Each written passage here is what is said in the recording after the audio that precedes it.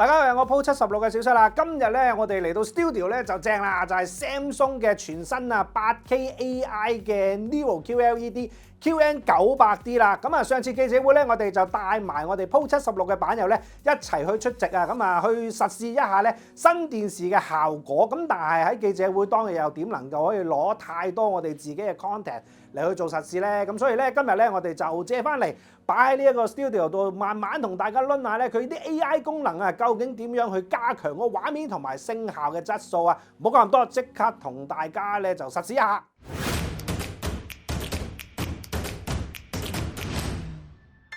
呼籲下大家咧訂閱我哋嘅 channel， 撳埋鐘仔撳全部，順手咧就 like 埋呢條片，或者俾個 emoji 或者留言咧就支持一下我哋啊！咁等我哋條片可以更加多人睇到啊！咁咧今代咧去到 8K 呢一個嘅 QN900D 咧嘅晶片就用咗呢一個 NQ8 嘅 AI Gen 3啊！咁去到第3代嘅，咁而美國同埋韓國嘅消費者調查數據都顯示咗咧，佢哋今代新嘅晶片可以通過 8K 嘅 AI 高解像度提升 Pro 啊，將 4K 嘅觀影體驗提升到 8K， 咁令到用戶可以享受到比 4K 更加多 1.8 倍嘅清晰影像同埋細節啊，獲得接近90% 原生 8K 嘅體驗添㗎。呢一部機咧，亦都係用翻呢個 Tizen OS 㗎啦。咁所以咧，你會見到咧，而家咧我哋畫面上邊嘅一個顯示咧，其實都會係同我哋平時見到有好多嘅 recommendation 啦，同埋咧有好多 app 咧就排列咗出嚟嘅。去到最左手邊咧，就會見到咧好多唔同嘅功能都會擺晒喺呢一個位置嘅。咁而外觀方面咧，呢一次亦都係用上呢一個99% 嘅屏佔比嘅一個設計啊。咁即係話咧，佢電視機嘅邊咧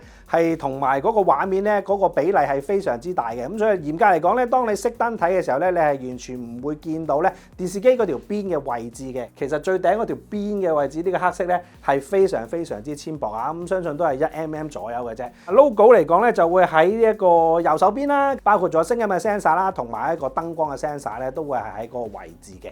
咁今代嚟講咧，佢嘅機腳嘅設計仍然都係放喺中間為軸心嘅，喺嗰個65寸、75寸或者係85寸呢3個型號咧，佢都可以咧擺喺一個比較細嘅台上邊啊。咁喺呢個機背上邊咧，我哋見到呢個背板入邊其實內藏咗一個6.2.4嘅杜比 Atmos 嘅系統喺入邊嘅喎。喺機背上邊咧有好多呢啲氣孔嘅，咁呢啲氣孔咧就可以將咧機背嘅震子咧就會將個聲音咧就喺度散射翻出嚟，而且呢個機嘅邊框咧亦都有好多唔同嘅窿窿咧，去令到嗰個聲音嗰個散射做得更加平均同埋自然嘅喎。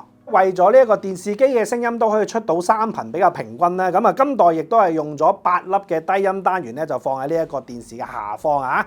呢個 One Connect Box 嘅設計咧就已經係同上代好唔同啦，因為咧佢係用一個打直嘅設計啊，咁上代係會有打斜嘅，你放呢個電視機嘅空間咧又可以用少啲啦。咁而呢個連接 One Connect Box 嘅線咧，亦都係有2條㗎嚇，一條就係長線啦，一條就係短線。咁而今代嘅短線咧就用咗扁線嘅設計喎，咁啊我覺得咧喺嗰個安裝上面咧就更加靚仔，更加一體化啦。咁今代 One Connect Box 大家見到咧設計唔同咗，明顯係薄咗好多嚇。咁而插口嘅位置咧就會喺晒嘅另外一邊嘅。咁我哋會見到有個 One Connect Box 嘅插頭位啦。另外咧4個 HDMI 咧就排列晒喺度啦。而4個 HDMI 都係呢個2.1嘅制式，支援晒呢一個 4K 嘅120Hz 㗎。2個係 USB 嘅插頭，另外呢度又會有多一個嘅。跟住咧就會有一個天線嘅插頭啦，一個就係光纖同埋一個 network 嘅插頭啦。咁而電源線嘅位置喺邊咧？就會喺底部嘅，咁啊雖然咧佢係比較窄少少，咁但係如果大家玩換線咧，都可以咧用翻呢個特製嘅 L 頭，咁但係起碼可以換到線啊嘛，係咪？咁啊機身同埋機背就同大家分享咗咁多，不如咧而家同大家即刻講埋呢個 QN900D 嘅一啲技術規格，咁啊跟住落嚟我哋就實試一下啲 AI 嘅提升功能嚟。Samsung QN900D 係一部 8K 嘅 Neo QLED Mini LED 背光燈嘅智能電視嚟嘅。用上咗自家 QN8 AI 第3代嘅神經處理器啊，擁有512個 AI 神經網絡效能處理嘅，解像度咧達到7680×4320嘅，咁啊屏佔比咧去到99%嘅喎。AI 功能方面咧，包括咗呢個8K 嘅 AI 高解像度提升 Pro 啦，AI 動態增強 Pro 啦，AI 自動遊戲模式同埋 AI 音效深度學習技術㗎，支援呢個 HDR10 Plus、HDR10 Plus Adaptive、HDR10 Plus Gaming 同埋 HLG 嘅 Mini LED 背光燈咧，用上呢一個量子嘅背光燈技術加持啦。另外咧，呢一個面板咧亦都有抗反光嘅面板設計㗎。今代亦都有呢一個自動 HDR 重製功能啊，可以將 SDR 嘅畫面咧就塑造成呢個 HDR 嘅效果。支援呢一個杜比全景聲6.2.4嘅音效，喇叭功率咧達到90W㗎。4個 HDMI 支援2.1嘅，咁遊戲模式方面咧就有 ALLM、HGIG 同埋 VRR 嘅，亦都支援呢個 FreeSync Premium Pro 嘅噃。尺寸方面咧就由65寸、75寸同埋85寸3種嘅，價錢咧就由49,980蚊至到14,980蚊。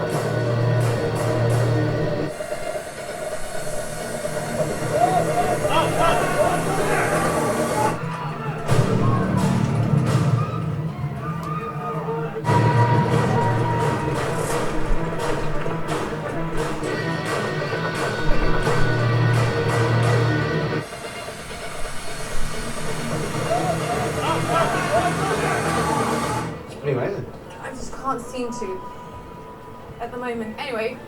Well, you are wearing a collar. Oh, lol. You know what? I'm just not in the mood for a walk. Oh, what do you do? Sing. Why are you so flexible? Why are you dressed like an elf? You know why. And you know what? It's pretty amazing. I just can't seem to at the moment. Anyway. Well, you are wearing a collar. Oh, lol. You know what? I'm just not in the mood for a Oh, what do you do? Sing. Why are you so flexible? Why are you dressed like an elf? You know why. And you know what? It's pretty amazing. I just can't seem to at the moment. Anyway. Well, you are wearing a collar. Oh, lol. You know what? I'm just not in the mood for a Oh, what do you do? Sing. Why are you so flexible? Why are you dressed like an elf? You know why. And you know what? 啱啱咧我就用咗呢一部 QN98D 咧嘅 AI 功能咧去試咗2套嘅電影嘅，咁啊第一套咧就係天能，第二套咧就係呢一套舊年聖誕好亂嚟啊！咁一套咧就係好多一個 movement 嘅，同埋咧嗰個壓迫力好大嘅，咁啊另外一套咧就係比較上文靜少少，多啲一個真實嘅環境嘅。咁首先講天能先，咁啊特登咧就有開山呢一個部分咧嚟去試翻咧同一段咧，你會見到咧好大個畫面咧都係有啲大 pan shot 啊，一個大嘅走向啊，咁我嚟試翻佢嘅流暢度咧就非常之好啦。如果你係用翻 Filmmaker Mode 咧，係可以保持得到咧一個完整嘅電影感，一個原汁原味嘅電影感嘅。咁啊，譬如好似話色溫啊，嗰個電影嘅流暢感啊，因為24P 嘅電影感啊嘛。咁但係咧，佢又可以幫你做到嗰個拖尾嗰啲部分咧，全部消除嘅。但係咧，亦都保持得翻24P 嗰個效果嘅。咁呢個我覺得佢本身個 Filmmaker Mode 入邊嘅 default 咧，其實就已經做得非常之好，亦都非常之類似啊導演話齋嚇，係真係忠實咁樣反映嘅。咁但係咧，當我開呢個 AI Mode 嘅時候咧，佢就會出咗另外一個好唔同嘅感覺。喺流暢度咧，我覺得佢係可以 keep 得翻一個電影嘅效果嘅。咁但係咧喺個色溫上邊咧就唔同咗啦，就會喺嗰個藍色方面佢會加多少少，咁令到嗰個畫面嘅鮮豔度同埋精神度高咗好多嘅。屋企嚟睇電影，如果唔係全熄燈嘅效果嚟講咧，我覺得開 AI 咧反而係會覺得畫面係醒神啲，同埋嗰個 sharp 嗰個清晰度、鋭利度咧係會高啲嘅。咁睇落咧就會好似感覺哇好精細啊咁樣樣。咁尤其是喺8K 嘅面板上邊咧，佢呢個聲頻咧就做到感覺上係好似一個好8K 嘅原生畫面咁添啊！跟住落嚟咧，去到呢一套舊年聖誕好亂嚟咧，就有好多唔同嘅畫面都係真實嘅現場嚟啊嘛！咁所以咧，我就特登暫停咗呢個畫面俾大家去睇下咧 AI 開山嗰個效果啊！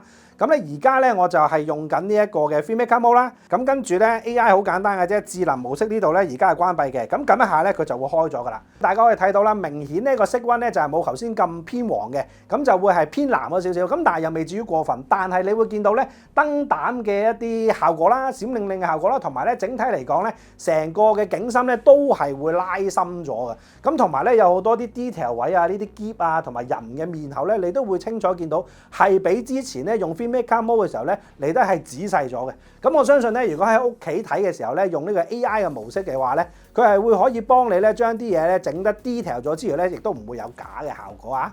咁咧，我哋留意翻啲燈膽嘅位置咧，你見到咧呢一啲嘅散光嘅效果咧，其實係比頭先咧嚟得更加清晰明亮嘅喎。咁你會見到整體嚟講，因為佢由遠至近啊嘛，咁你會感覺到嗰個對比度咧係明顯地提升咗嘅。呢一次嘅 AI 嘅提升咧都會幾明顯，而且咧係可以食用啊，就非常之自然舒服嘅。可能大家會以為 AI 係撳咗之後咧係唔俾你做任何嘢嘅，但係唔係嘅噃，都可以調校翻亮度啊、對比度啊、清晰度等等嘅。咁咧佢本身嘅清晰度咧其實都有10㗎，我自己就覺得離得滯，咁所以咧就將佢縮到去5啦。另外咧呢一個就緊要嘅就係圖像清晰度設定呢度啦，咁咧就建議大家揀翻呢個自定啦，同埋咧呢兩 part 咧都係用4咧，咁就已經 OK 㗎啦。不如同大家試埋其他唔同嘅 AI 提升嘅部分先。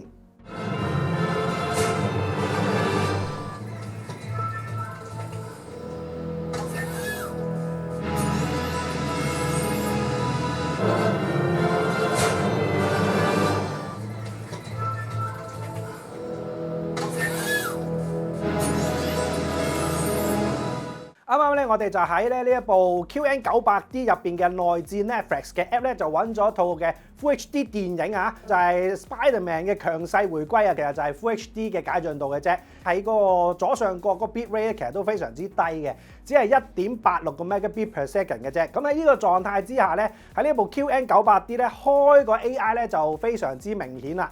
因為咧本身套戲嚟講咧，因為 bit rate 低啦，咁所以咧喺個對比度同埋層次，而且顏色上邊咧，其實相對嚟講咧都冇咁鮮豔嘅。咁但係咧，當我一開個 AI 嘅時候咧，喺佢嗰個Tom Holland 行啊，或者佢換衫嘅時候，由一個普通人變咗做 Spider-Man 嘅時候咧，佢嗰件衫嘅顏色，無論係紅色同埋藍色都好啦，都係明顯地咧係呈現咗呢一個靚好多嘅景深，同埋嗰個對比度加埋個細緻度嘅。咁呢個位置咧，特登就暫停咗俾大家睇一睇咧。開關之後咧，可以增強到嘅東西究竟係啲咩啊？咁而家呢一個狀態之下咧，係未開 AI 噶嘛？咁大家可以留意翻咧 Tom Holland 隻手啦，同埋咧呢一個嘅光線嘅一個畫面啊。咁一陣間開咗之後咧，嗰個畫面明顯地立體感同埋嗰個光亮度咧係會煥然一新咗㗎嚇。咁好啦，而家我哋開嚟睇睇先。嗱，你一開會見到咧個紅色嘅顏色嗰個深度咧，其實明顯增強咗之餘咧，呢啲光嘅位置咧都會呈現係強咗嘅，咁令到咧成個畫面嗰個景深同埋對比，以至咧呢一個解像度嘅感覺咧都係會有呢個明顯嘅提升嘅喎。如果係大家睇緊 Netflix 上邊嘅一啲 Full HD 嘅節目咧，我相信開呢個 AI 咧都對呢個畫質咧非常之有幫助嘅。另外聲音方面咧開咗之後咧，其實佢就算係大家都係同樣地用擴音嘅模式咧，佢個聲音嘅空間同埋呢個層次感咧都係會比未開 AI 嘅時候大好多啊！咁呢個咧我都幾建議大家，如果睇 Netflix 嘅時候咧，開呢個 Full HD 電影咧，開埋佢嚟增強呢一個 8K 嘅體驗啊！咁好啦，咁啊睇電影或者睇劇咧就開 AI，唔開 AI 咧就大家可以咧各取所需嘅。咁但係咧睇運動嘅賽事咧，譬如好似話足球啊、籃球啊咁樣樣咧，如果開 AI 究竟又會係咩個效果咧？而家即刻同大家試埋嚟。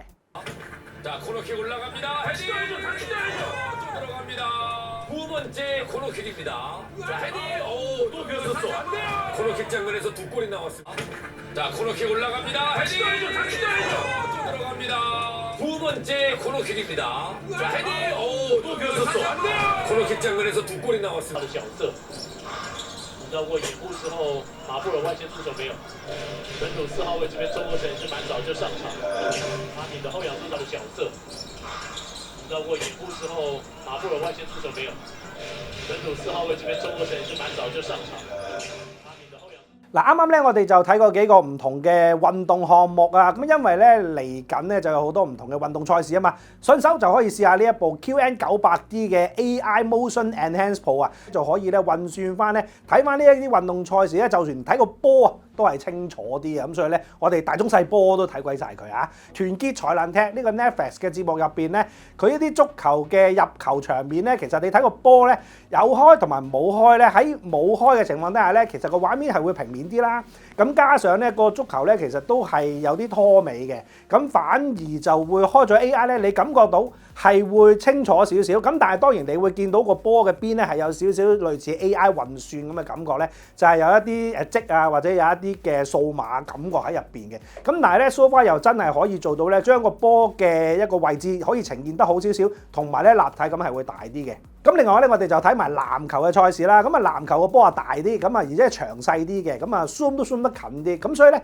我哋睇翻頭先籃球入邊嘅一啲紋理咧，我哋都會喺開 AI 同埋刪 AI 嘅狀態底下咧，開 AI 都真係會明顯啲嘅。咁但係隨之而嚟嘅咧，就係嗰個數碼化咧，亦都係比較上明顯嚇。如果你話你想睇得比較立體感少少嘅運動賽事咧，我覺得開咗咧都係一個幾唔錯嘅做法嚟嘅。嗱，今次嘅 QN900D 咧喺對應 HDR10 Plus 上邊咧就有個非常之好嘅拍檔嘅，就係 Apple TV 4K 啦。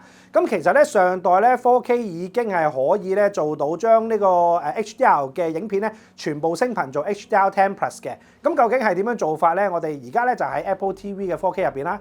咁入咗去設定嗰度咧，就有一個影片語音訊嘅。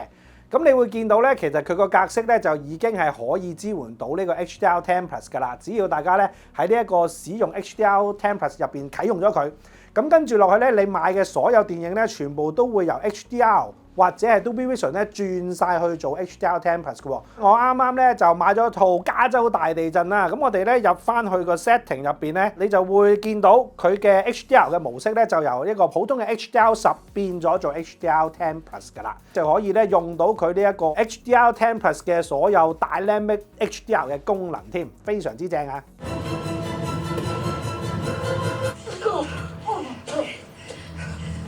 ！Take that out of there. If you try walking with it, it could cause more damage.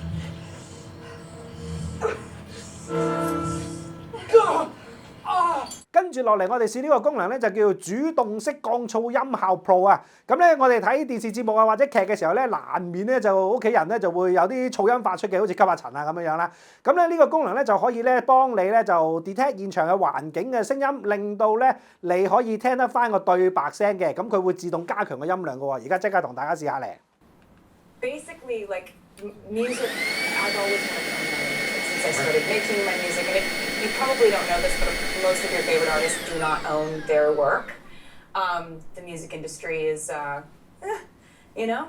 嗱，啱啱咧，我哋就用咗呢一個嘅音量一路睇個節目啦。咁頭先吸塵機開嘅時候咧，佢就會自動咧將嗰個音壓咧一路咁樣提升嘅，提升到咧蓋過咗你個吸塵機。跟住之後，我哋熄個吸塵機嘅時候咧，佢就會將個音量咧就調節翻去你原先嘅一個音壓嗰度啊。咁呢個功能咧就我覺得非常之正嘅，因為好多朋友可能都喺屋企睇下節目，無端端有人喺度吸塵啊咁樣做下家務啊嘛。正啊正在咧，唔需要你搞任何嘢咧，你都繼續聽到節目入邊嘅對白內容啦。一直以嚟咧 ，Samsung 嘅智能電視咧都確保咗呢個家庭環境嘅網絡連線穩定度啦，同埋呢個安全受到保護㗎。咁咧佢哋有個叫做 Samsung NOS 嘅安全技術，可以即時主動偵察到潛在嘅黑客威脅啊！並且咧記低咗喺 Tizen 嘅 OS 嘅一啲改動。咁如果咧未經授權嘅話咧，佢仲會即時通知到大家添。咁啊，確保大家咧呢個電視機可以得到更加安全嘅一個操作環境啊！嗱，小生今日同大家咧實試咗呢一部 Samsung 嘅2024旗艦電視啊 QN900D 呢一部嘅 Neo QLED 電視，每一次咧都睇住佢嘅進步咧係幾明顯嘅。咁個處理能力上邊咧就由上代嘅64個線程提升到今代嘅512個線程啊！如果你純粹係睇電視或者睇電影嘅話咧，可能咧你未必會覺得啊好大個幫助。咁尤其是係你唔開 AI 嘅狀態底下。咁但係又咁講喎，如果你係純粹睇電影嘅話咧，佢今代都係有翻呢一個 Filmmaker Mode 啦，亦都有個電影模式啦，亦都可以咧用翻你嘅手機咧就做翻一個嘅自動校正。而呢個自動校正咧，我哋亦都引證過咧，係比起咧用呢一個精密嘅儀器去調校咧，其實係相差好少嘅啫。咁所以喺睇電影嚟講咧，呢一部嘅 QN900D 咧，完全係游刃有餘啊！咁而講到 AI 方面啦，咁因為咧今年咧其實有好多唔同嘅運動節目啊，咁大家可能咧喺買電視嘅時候咧都會留意翻究竟佢點樣可以睇電視呢一啲嘅運動節目，包括咗好似奧運啊、足球啊，甚至乎奧運入邊嘅其他嘅賽事咧，可以令到嗰個畫質更加鋭利、更加奪目嘅。咁呢一刻咧喺 AI 個幫助底下咧就非常之有用啦。咁起碼咧佢就可以幫你將你想睇嘅一個 focus 可以highlight 翻出嚟。point out 翻成個嗰個氣氛出嚟咁樣樣，咁呢個咧，我覺得都係佢嘅 AI 可以幫手做到嘅嘢。佢唔係話純粹今時今刻你買咗呢部機翻嚟，佢嘅 AI 就係嚟到呢度噶啦。佢會不停咁咧去做呢一個嘅 firmware 嘅 update 啦，咁啊令到你部電視機咧其實係可以咧有新嘅 AI database 加落去嘅，咁慢慢學習，慢慢學習，往後亦都會有一個新嘅功能推出，就係一個叫做個人化嘅 AI 啊，咁佢更加就可以幫你做到你想要嘅唔同節目嘅畫質添，咁但係究竟呢個功能係點咧？我哋就真係遲啲先知。而家呢一刻啱啱推出呢部電視咧，就仲未有嘅。反而我想講一個 AI 嘅聲音功能咧，我覺得係明顯咧，比畫質嚟講咧，就更加俾我有啲驚喜嘅。我哋頭先睇嘅所有節目又好啦，即係電影啊，或者係一啲 Full HD 嘅電影，或者係足球啊、籃球嘅節目咧，其實喺開咗 AI 之後咧，佢嗰個聲音嘅擴散度啊、立體感啊，同埋呢一啲嘅 3D 嘅包圍感咧，都係會比呢一個唔開嚟得明顯嘅。Menu 入邊咧，其實亦都可以俾大家自己設定翻咧，你 AI 嘅功能究竟開畫質啊，定係聲音啊，定係話其他唔同嘅功能嘅。咁我覺得呢 part 咧都幾方便啊！嗱，咁跟住落嚟咧，我哋其實都會有呢一個三星後援會嘅一啲自由玩嘅時段嘅，咁喺我哋自己 studio 度發生啊！我亦都會希望咧可以咧申請將呢一部電視機咧一路留到去我哋個 event 咧開始嘅時候嘅，咁咧到期時我就可以咧就同我哋嘅三星後援會嘅版友咧一齊去實試下咧呢一部嘅電視機之餘咧，可能可以試埋咧3巴啦，或者係佢哋嘅 OLED 電視啊！咁大家記得密切留意我哋嘅討論區啦。咁好啦，今日呢條片咧就嚟到呢度啦。如果大家喜歡呢條片，請俾個 like、subscribe 我哋嘅 channel，再撳埋我哋鐘仔，我哋好嘢就會通知叫你睇㗎啦。